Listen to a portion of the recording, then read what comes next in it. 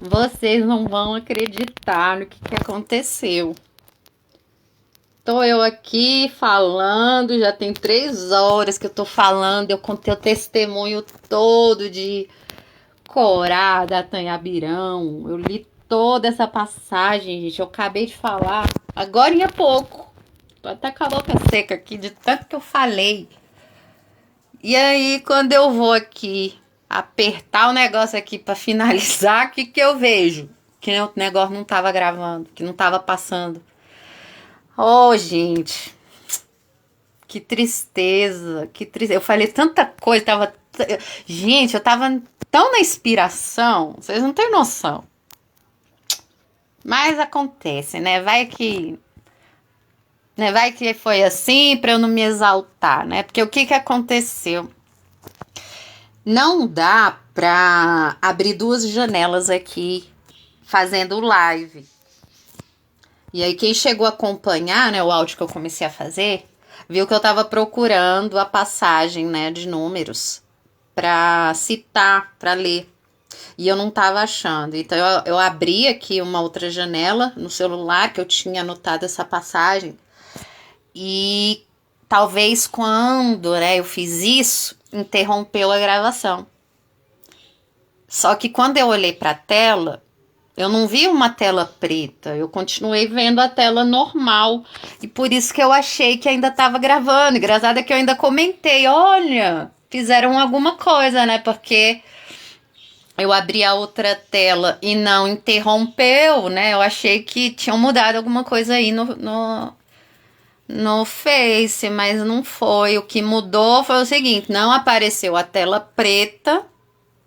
Não apareceu, né, que eu via sempre, mas interrompeu a gravação de qualquer jeito. Olha só. Poxa, que triste. Eu falei tanto, gente, eu falei tanto, que eu acho que deu umas 2 horas quase. Eu acabei de falar agora há pouco.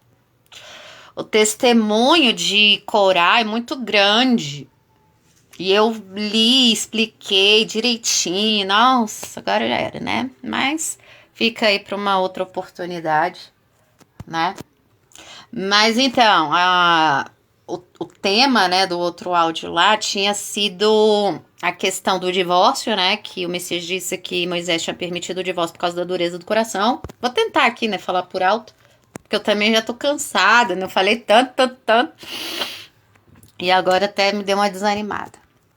Mas então, eu falei, né, sobre a questão do divórcio, que foi pela dureza do coração, e na própria carta, né, no próprio testemunho de Deuteronômio também tinha uma outra passagem lá com uma instrução referente ao homem com 2 mulheres, que é o único lugar da Bíblia onde existe assim uma instrução mais específica em relação a esse tema, né? Porque o resto é mais interpretação que dão por aí por conta dos patriarcas.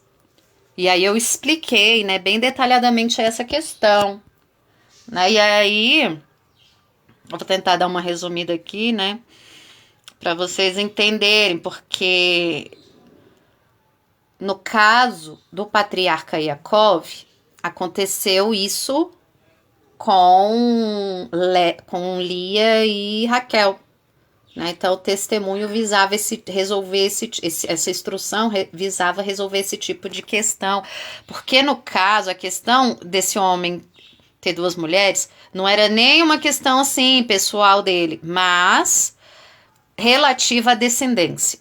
Né? Porque o verso, Deuteronômio 21:15, ele vai tratar assim: ó, quando, se acontecer, caso aconteça de um homem ter 2 mulheres e amar uma e desprezar a outra, como foi com Yaakov, e a amada der um filho e a desprezada der um filho, e o filho da desprezada for o primogênito, para não desconsiderar como primogênito o filho da desprezada, tá? A instrução trata só disso, basicamente. Né? E aí isso também acaba essa instrução acaba apontando também para uma outra questão, porque assim, nas escrituras, mulher e esposa têm a mesma palavra. Então a gente vai ter como mulher tá? Porque esposa vai... Quando tá esposa, é meio que de uma... É o próprio tradutor que coloca, mas a palavra é a mesma, mulher. Né? Então, essa instrução acaba refletindo uma outra coisa. Refletindo não, revelando uma outra coisa. Que Agar não era esposa de Abraão. Porque senão, o que teria acontecido? Era para ter considerado o filho de Agar o primogênito. Percebe a questão? E o filho de Agar não era primogênito, apesar do pai ter se compadecido, né, em Agar, ter acontecido aquelas coisas lá com Agar, ela ter sido expulsa e tudo mais, porque o pai se compadece. Mas ele escolhe aqueles que... Os filhos da promessa, ele que escolhe. Então, assim, Agar não era esposa, né? Justamente por conta dessa instrução aí também a gente pode ter essa direção, né? Mas a gente vê que essa instrução pode ter vindo do caso de Jacó, né? Jacó, porque ele amava Raquel e desprezava Lia.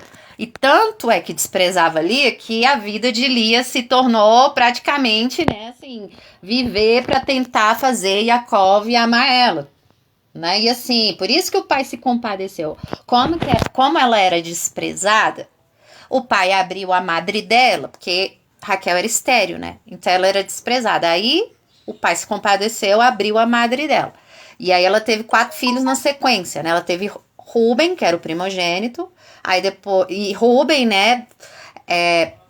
O nome dele era assim porque ela disse que o pai viu, né? Teve misericórdia dela, porque viu que ela era desprezada. E aí, no achismo dela, ela falou, agora Jacó vai me amar. Aí veio Simeão. Aí foi a mesma coisa. Ela, olha, Yahweh me deu outro filho, né? Agora Jacó vai me amar. Aí, ou seja, se ela tava falando essas coisas, é porque, de certo, ela se sentia desprezada, né? Por Jacó. Aí veio o terceiro filho. Aí veio o terceiro filho. O terceiro filho foi Levi. Aí ela, mais uma vez, né? Pensando, não, agora sim, Jacó vai se unir a mim. Olha o que ela disse. Jacó vai se unir a mim. Por quê? Porque ela sabia que Jacó não era unido com ela. Jacó era unido com Raquel. Aí veio o quarto filho. E olha que interessante. O quarto filho foi Yahudá. E foi aí que ela tirou os olhos dela mesma e falou, não, agora eu louvarei Yahuwah.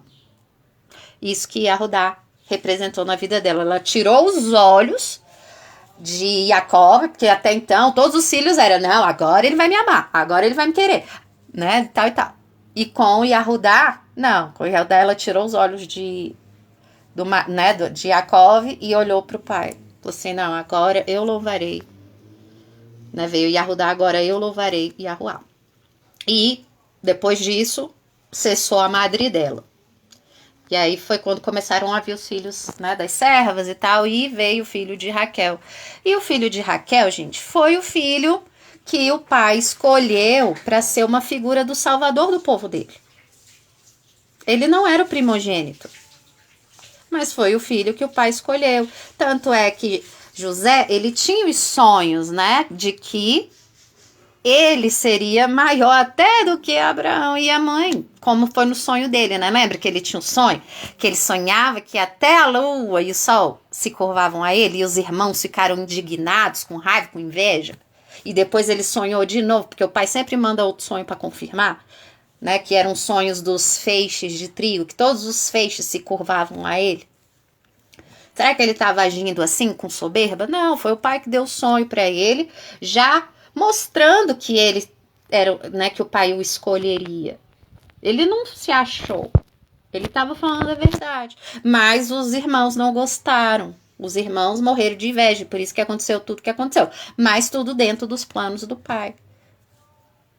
Então, mesmo que José não tenha sido o primogênito, José foi o escolhido para ser o salvador ali, daquele povo. E os filhos de José foram tidos por filhos do pai, junto com Rúben e Simeão, como está escrito nas escrituras, né? Rúben como primogênito, né? Levando em consideração lá o verso de Deuteronômio. 21:15, né? Ou seja, se o homem, quando, né? Não tá falando aqui, não é uma instrução para fazer isso. Não existe nenhuma instrução na lei, na Torá, para que o homem tenha mais de uma esposa. Não existe. Pelo contrário, só existe esse verso aí e ele ainda é condicional. Quando acaso um homem tenha duas esposas, ame uma e despreze a outra. E olha só que interessante, né? Qual é o caso onde o homem ama uma mulher e despreza a outra? É só em casos que não tem jeito, como foi com Eucana. Eucana amava a Ana, só que Ana era estéril. Aí ele teve Penina que não era estéril, só que ele não gostava de Penina. Ele amava a Ana. Por isso que amava uma e desprezava a outra. Porque o casamento, às vezes, nesse caso aí, não tem a ver com o gostar. Tem a ver com a descendência. Por isso que essa é a única instrução que tem lá e trata da descendência.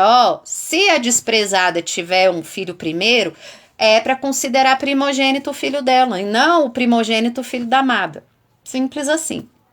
Então, Rúben era o primogênito de Jacó, né, que teve com Lia, mas foi o filho de José que foi o escolhido pelo Criador para ser a figura do Salvador do povo. E os filhos dele também foi tido por filhos do Criador, ou seja, por um tipo de primogênito, né, que representariam ali José nas 12 tribos de Israel. Que interessante isso, né? Então, isso daí aponta, né, para quê?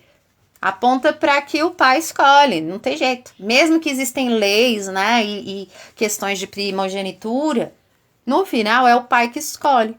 É igual Yahudá. Yahudá foi o quarto filho de Jacó, mas foi de Yahudá que veio o Salvador. Levi foi o terceiro filho de Jacó, mas foi da tribo de Levi que vieram os sacerdotes. Né? Então, que a gente tenha sabedoria aí para entender, identificar, reconhecer, né, os caminhos do pai. Porque muitas vezes é pela dureza de coração do homem que ele erra. Não porque a lei é mal, não porque a instrução está errada, mas porque é o coração do homem que é duro. Por isso que as pessoas se confundem muito. Os fariseus, os religiosos do tempo do Messias, achavam que seguiam Moisés, mas não seguiam coisa nenhuma. O Messias até falou, se vocês verdadeiramente seguissem Moisés, vocês me amariam. Por quê? Porque Moisés escreveu de mim e vocês não conseguem enxergar. Mas vocês dizem aí que segue Moisés. Então vai ser Moisés que vai julgar vocês no final. Porque vocês dizem que segue ele aí, mas não segue coisa nenhuma. Então é Moisés que vai julgar vocês. Entende? Então assim, é o coração do homem que é duro, que não entende a palavra. O problema está no homem, o problema não está na Torá, o problema não está nas escrituras, o problema está no homem. Se a gente entende isso, a gente já começa a ir no caminho certo. Por isso que hoje em dia tem muita gente que se coloca contra a Torá, contra Moisés também. Por quê? Porque associa Moisés com fariseu. Porque fariseus dizia que seguia Moisés. Ou seja, essas pessoas não entendem nada. Porque o próprio Messias diz que Moisés era a favor dele. E os fariseus eram contra ele. Entende? Então a gente tem que ter aí sabedoria para entender essas coisas. E é por isso que lá no áudio anterior, eu falei da história de Corá, Datã e Abirão, porque esses foram aqueles dos homens da congregação que se levantaram contra Moisés, achando que estava fazendo o que era certo, mas não estava. E isso acontece demais, né, gente? A gente acha que está fazendo o que é certo, mas não tá, por quê? Porque o nosso coração é mau. Se a gente quiser começar a entender a palavra da forma certa, a gente tem que entender que a gente é mau e a palavra não. Se a gente partir desse princípio, é mais fácil da gente estar andando no caminho verdadeiro, né? Bom, então é isso, gente. Fico por aqui, tá? Numa outra oportunidade aí, eu faço um áudio com a leitura de Corá, Datã e Abirão, porque é um testemunho muito forte, muito importante pra gente meditar. Inclusive, esse testemunho é usado, inclusive, no Novo Testamento, né, para falar dos ímpios, né, que caem na contradição de Coré. O que é a contradição de Coré? é achar que é do Criador e se levantar contra Moisés, achando que Moisés não é do Pai. Essa é a contradição de Corá. Tá bom, gente? Então é isso. Bom dia pra vocês. Shabbat Shalom. Que o Pai aí abençoe, tá? O dia de vocês. Um abraço. Tchau.